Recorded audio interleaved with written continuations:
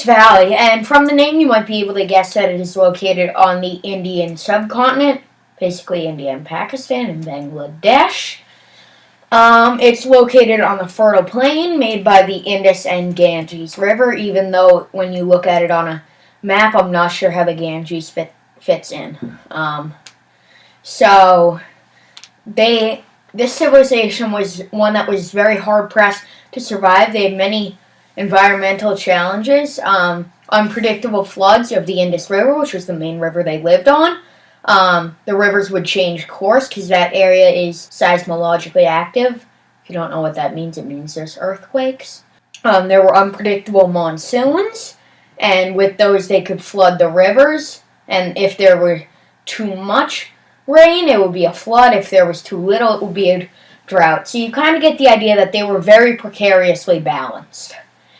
And so they had highly organized and planned cities. Their main cities were Harappa, Mohenjo-Daro, and Kalibangan.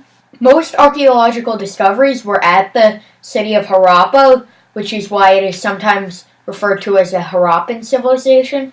In those cities, the streets were laid out in a grid, a lot like modern New York. They had a plumbing system that would have been the envy of 19th century Europe. It's that time again, time for history event. And today's event is why being peaceful never works if you're a civilization. So, name me a civilization, any civilization, or better yet, name me a country, any country. China, Rome, the US, Persia.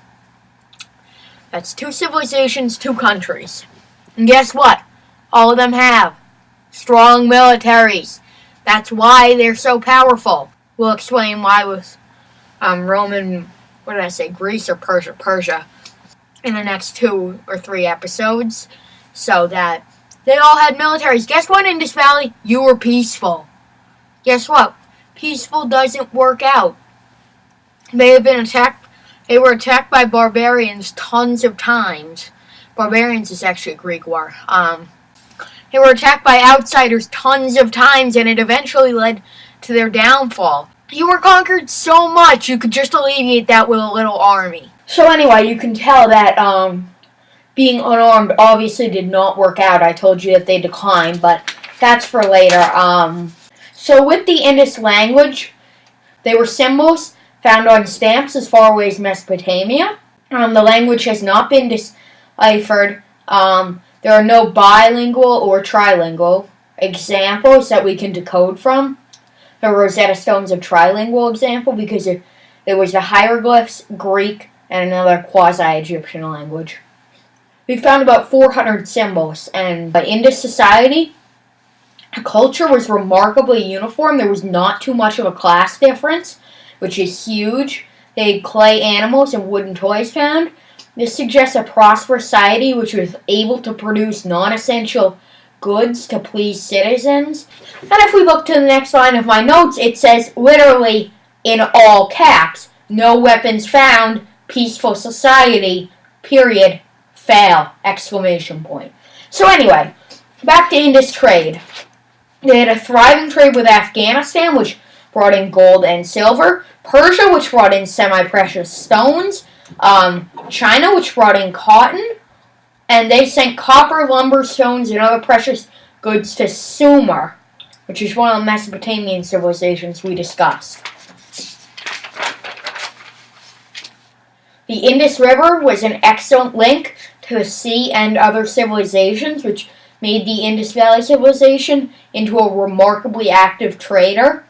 They had land, river, and seagoing trade. They traded as far away as Persia and China, and that was probably one of the reasons they were able to be wealthy enough to make those wooden toys that I talked about. In 1750 BC, the civilization started to decline, and we don't really know why it declined. There are several strong theories, but there is no definitive this is why, like there is with Rome and Greece and Persia. So anyway, 1970 weather satellites show what looked like a plate shift at the time of the Indus's decline. This is when scientists were trying to rewind the Earth and try and figure out what the plates look like. And they found a huge shift at the time of Indus's decline, and this would have caused earthquakes, and it would have flooded the rivers, which would be catastrophic because, as you know from what we've already learned with Egypt and Mesopotamia, rivers are essential to early civilizations. Another theory is that along with that, or separately, agriculture stopped due to over-farming, and that could have also been another reason why it declined.